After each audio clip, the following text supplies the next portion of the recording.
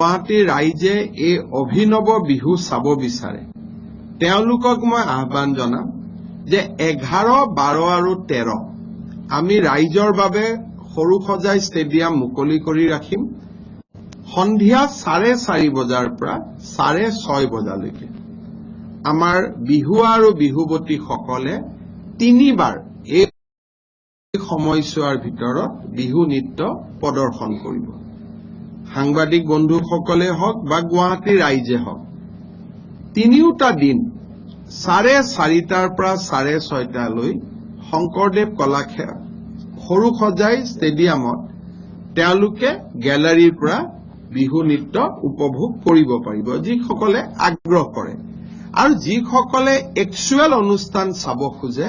তেওঁলোকে 11 তাৰিখৰ পৰা কলাক্ষেত্ৰৰ পৰা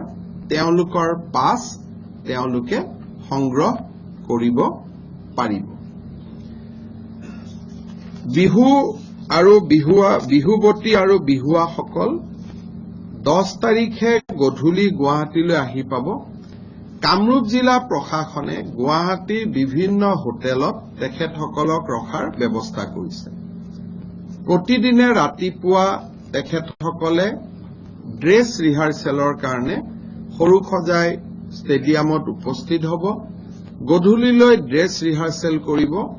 আৰু 3 দিন নেৰানেপেৰা ৰিহাৰ্চেলৰ পিছত তেওঁলোকে তেওঁলোকৰ প্ৰদৰ্শন বিশ্ববাসীৰ আগত দাঙি ধৰিব জিলা পৰ্যায়ত ইতিমধ্যে তেখেতসকলৰ প্ৰদৰ্শন অত্যন্ত সুন্দৰ আৰু সাৱলীল হৈছে কিন্তু যেহেতু কোনোবা জিলাত 1500 কোনোবা জিলাত 200 এই গোটেইখিনি সিনক্ৰনাইজ কৰাৰ বাবে 3 দিনৰ যেটো ড্ৰেছ ৰিহাৰ্সেল সেইটো খুব ইম্পৰ্টেন্ট হ'ব 15 তাৰিখে ৰাতিপুৱা তেখেতসকল গুৱাহাটীৰ পৰা ঘৰলৈ উভতিব ইমানবিলাক বিহুৱা বিহুৱতী একেলগে আহিব তেওঁলোকৰ মেডিকেলৰ পৰা খোৱা বোৱাৰ পৰা সেই সমস্তখিনি ৰাজ্য চৰকাৰে ব্যৱস্থা ল'ব আৰু ৰাজ্য চৰকাৰে ইতিমধ্যে মুম্বাই কলিকতা দিল্লী আদিত অসমৰ বিহুক লৈ বিভিন্ন ধৰণৰ দৃশ্যশ্ৰাব্য মাধ্যমৰ সহায় লৈ এটা সুন্দৰ বাতাবৰণ এটা নিৰ্মাণ কৰি উলিয়াইছে মই আশা কৰিম যে অসমৰ ৰাইজৰ আশীৰ্বাদত 14 তাৰিখৰ দিনটোত অসমৰ বিকাশ যাত্ৰাই হওক অসমৰ ঐতিহ্য আৰু সংস্কৃতি ৰক্ষাৰ যাত্ৰাই হওক বা অসমৰ বিহুক